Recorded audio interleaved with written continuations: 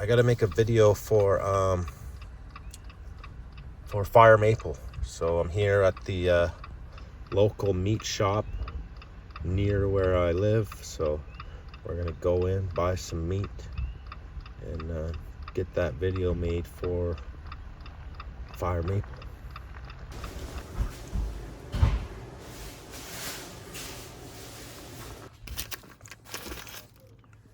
Okay, we just picked up a pound of double smoked bacon. Reasonable price, very good. Some top sirloin steaks we will do on the fire maple grill. And we got 2 sticks of pepperoni to go along with our old Milwaukee's. One of their old employees from D. Roach area, she actually had a Sasquatch encounter. She's seen one crossing the road. I asked her to go public on record. She did not want to. Gave me the local Facebook group page, so I'm going to join that page. She said there's probably a few people with some property here that will most likely sign off on maybe harvesting a bear on their private property. Bear season's now over in this region. And also I'm still in search of another plot of land to put my trailer. I'm just not, the place where I'm at, I'm not really going to talk about it, but yeah, I'm still looking. It is a very beautiful country out here, and like I told the lady at the meat market, she's not really aware, but she is living in prime Sasquatch country. I'll tell you a little, we're near Stave country. So yeah, anybody around this area, Miracle Valley area, that's where I'm at. I just gave the goods. If you've got a plot of land and you want to rent it to me, I don't have much. Like, I'm talking like $400 a month I could afford. And let me know.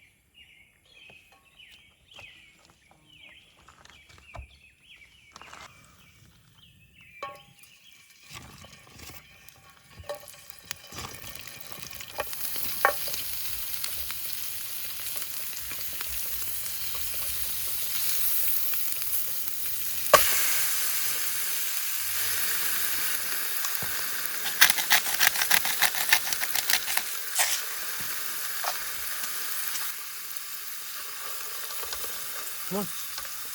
Meet my new friend here, Here's Winston. It's a good old dog. Come here, Winston. Come on. Come here. Say hello. He's a good boy. He's kind of the guard dog on this plot of land I'm on now.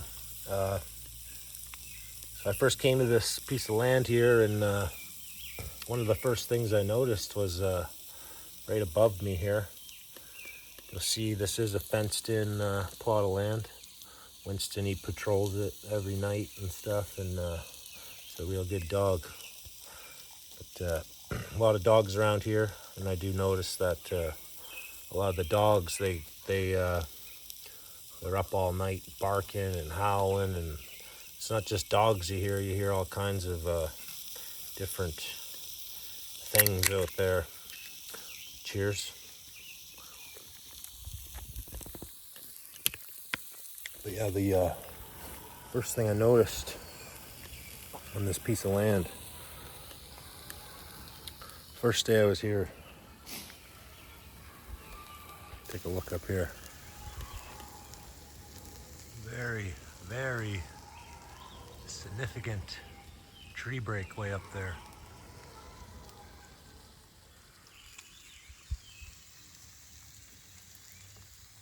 Zoom in so you can get a better look. This is a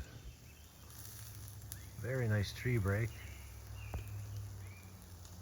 Not 100% sure, but that looks like a bit of a scratch mark in it. And this is tall, folks. I'm 6 foot, 6'1" or something. And 6, that's 7, 8. 8, so it's almost like another 8 feet. So this is like 16 feet up in the air, I would guess. That tree break. 16 feet up in the air. And it is broken down right over top of this fence here. That kind of was a bit funny to me too, how it was just, you got the fence there, the tree is on this side of the fence, but yet it's broken down right over top of the fence. Is this a marker? Is this Sasquatch? What else could it be? I'll leave that to you guys in the comments. Not saying it is Sasquatch, I'm just saying it's a pretty nice tree break. And there's nothing else around here that is broken like that. There's nothing else around here. Hey, Winston, get out of there. There's nothing else around here that is broken like that. There's no signs of any equipment that's been in here, knocking down trees. Yeah, that's that. We decided we'd pull out the fire maple cooking gear, cook up a steak underneath this tree break. I've been meaning to make this video for a while. This is Fire Maple Products. This is their leather gas canister holder. Very nice. I would like to mention one thing, Fire Maple. Most of my gas canisters are the larger ones, the next step up. It's like a double canister. If you guys would make one of those as well, that would be awesome.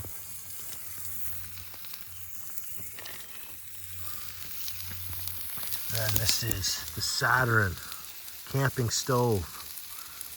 Very nice. These guys, the quality on their products are some of the best in the business, if not the best. This is the case for the mobile kitchen here. You got a booklet. And then they got this beautiful flat top grill to cook on.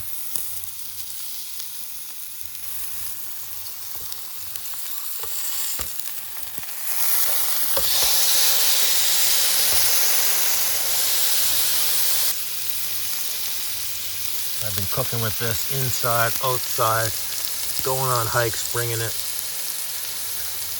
And my favorite thing about this Fire Maple product, in this grill for instance, how evenly this thing cooks. I was shocked. I didn't think that it was going to be even. I didn't think this stuff over here was going to cook as well as the stuff in the middle. But this thing cooks super evenly. The heat is distributed perfectly underneath. Very great products. Get on their website. Check them out. Fire maple. Use RenaissanceMan at checkout in the promo code SLOT, and you will get 10% off your order. It will help support the channel. It'll help support our new sponsor.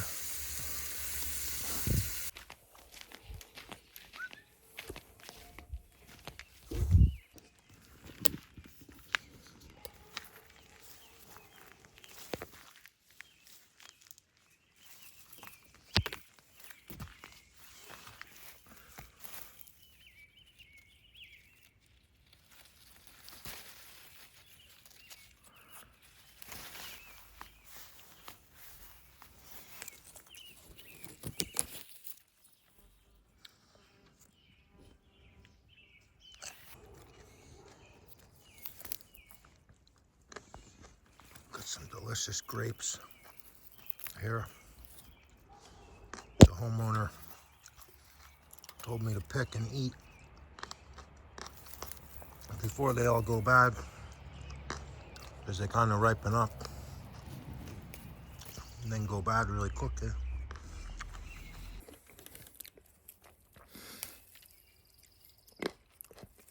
I may have to get a bowl, pick a bunch, bring them into the landowner.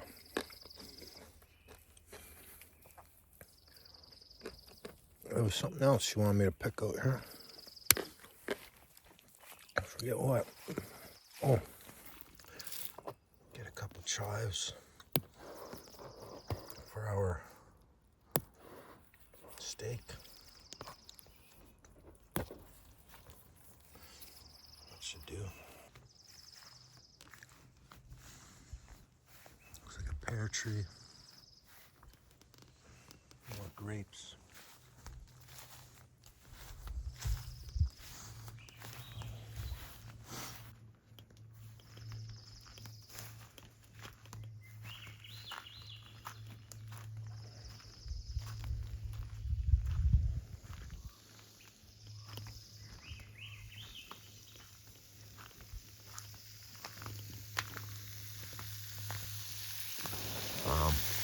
Right on a fence line. It's pointing that direction, but yeah, I asked the guy, it's like, how did that tree get broken? He has no idea. Yeah, the homeowners, they have no idea what did it. I have been noticing the dogs around here go nuts almost every single night, late at night. It is a nice piece of property. It's just, there's another one. That's so strange, eh? It's almost like they're marking that side or something. But why? This over here is private property. I don't think someone lives there, but it's like I just drove by it actually. It's like it's like where they cut their wood and stuff. Got our pepperoni and our Old Melly.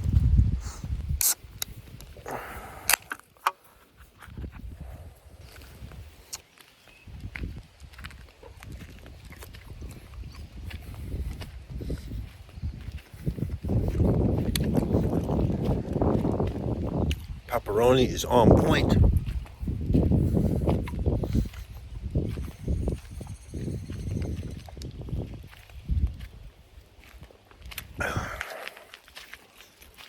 That's good. Everything is looking good here. We got her turned off. We just gotta plate this up a bit. Let's try one of these. Man. I love Brussels sprouts. is, folks. That's our meal. Cooked on the fire maple grill. Look at those nice juices.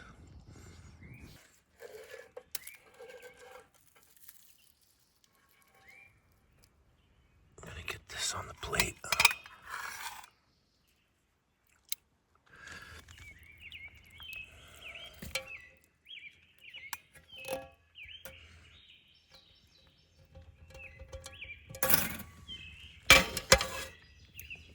I could lick that plate if it wasn't so hot.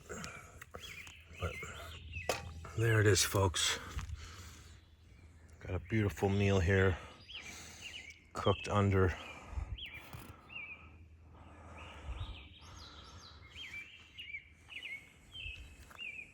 a Sasquatch Tree Break. Maybe he wants to come out for a bite while I cut into this baby.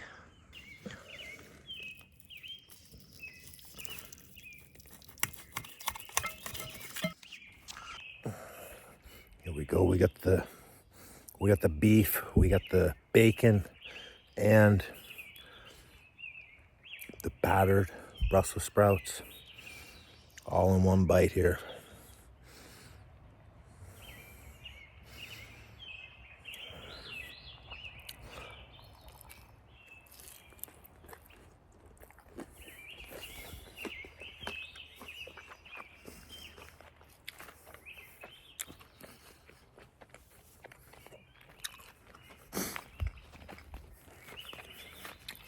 There won't be any left by the time the drone gets back.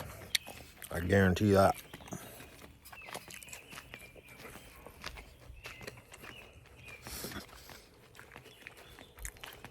Again, Fire Maple. Hit up their website. Use my affiliate link. It'll get you that discount, and it will help support the channel. Cheers for now.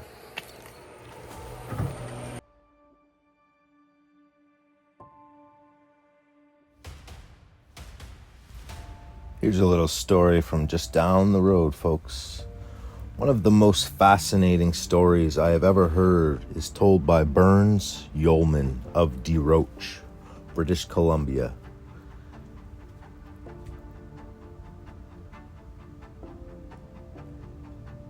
Here is an abridged transcript of an interview I had with him about 1965. How long have you lived in this part of the country? I was born in this part of the country. How old are you?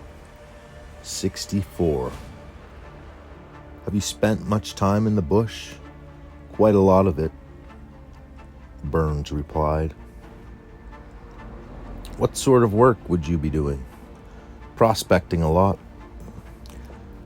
The occasion we're interested in, what year would it be? I'm not sure, 1939 or 1940, one or the other. What time of year? August. Were you alone? No. Actually, there was 5 of us up there. But there were only 2 of us at the top of the hill where we could see the other side. What were you doing up there then? Looking for molybdenite. That's supposed to be in that country. Where did you start? We were up Harrison Lake. Yes, we were up on the Silver Creek, the headwaters of Silver Creek. I just want to stop right there, folks, just so you know, Silver Creek, I am very familiar with. It is on the east side of Harrison Lake, and it's actually the same location where I filmed the alien. We had Sasquatch prints outside our tent and multiple UFO sightings. Just wanted to let you guys in on that. That's very, very interesting that this encounter happened near there. Originally, I thought the story was from Desroches, which is a little ways down the road from Harrison, but my apologies. It wound up dragging us right back to the biggest Sasquatch hotspot on the planet, which is Harrison Lake. So here we go. Let's continue on. About how far? Well, I imagine about 14 miles. And then where did you go? We went up east of that mountain. It's straight east from the mine. There was a cabin that had been built years before near the Polybinum. I may be pronouncing this wrong. It's some sort of mining mineral rock. Molbdinum. Do you know how high it would be? I don't. But it was in August, and there was still snow on top of the ridge. When you got back to the peak, you could see down the other side. On the other side, down in a big valley there. What was the valley like? Well, it was fairly open. Any idea how high it would be? No. I imagine it'd be 5,000 feet away. The mountain would be a good deal higher than that. Yes. What did you see in the valley? We saw these animals. I don't know what they were, but there were 4 or 5 of them, wrestling just like men down in the valley. What color were they? They were about 3/4 of a mile away, and we didn't have any glasses with us, but they looked to me to be black. They were a dark color anyway. Could you tell whether they had hair? Yeah, well, I don't know. The color of them, it looked like hair. It didn't look like skin. No, it didn't look like clothes. No, they were wrestling like people. Just like men would do. Having fun, you say? Yes. Did you see them stand up on 2 legs? Yes, they were. I can't recall them getting around any other way, but on 2 legs. As far as I remember, they were on 2 legs all the time. Is there any possibility that they could have been bears? Well, I don't know, but if there's Sasquatches in the country, I've seen them. I didn't think they were bears. Could you give us an idea of how long you were there for? About half an hour. You were sitting up there for half an hour watching 4 or 5 black creatures that looked like wrestling men. They kept wrestling all the time. Seemed to, yes. Any sign of them getting hurt at all? No, it didn't seem like. One would throw the other down. He'd jump right up on his hind legs again. Did they grab each other around the neck? Well, I don't remember that. I don't remember just how they done it. But it seemed like a wrestling match. Did you have any impression when you were watching them of what size they were? I'd say they were 7 feet high anyway. Bigger than a man. Bigger than a man, yeah. I'd say they weigh about 400 pounds or more. You'd think they'd be built heavier than a man. Yeah, mind you, with hair. But they looked to me, they weighed much more than that anyway. Have you ever been there before? No. Did you ever go again? No, I've never been back there. Ever see anything else like that anywhere else? Never. Anywhere else in this country. I've been all over these mountains. There you have it, folks. Sounds like a Bigfoot fight club happening in the mountains around Harrison Lake. That was an eyewitness encounter from Burns Yeomans of De Roche, British Columbia, 1965. Interview with the legend John Green, which was a Harrison Hot Springs local, Mr. Green. And if you guys want to witness a Bigfoot fight club, give me 100 hell yes, and we're going to make this happen.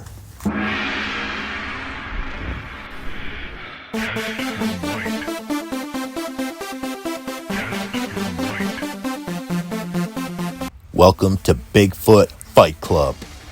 We have 3 fights on a 3-episode series. In our first bout, we have Dr. Jeff Meldrum versus David Paulides, battling it out over 2 separate theories of Bigfoot being an ape or human. Our second fight takes place on the rocky creek bed of Bluff Creek, as Thomas Steenberg versus M.K. Davis fight to the death over the Bluff Creek Massacre. And in our main event, we have the tall ones taking on Steve Isdall from the Facts by How to Hunt. The winner of this bout takes the title and the $50K grand prize for the findings of the mysterious ghost riders, with special guest referee RenaissanceMan. Give me 100 hell yes,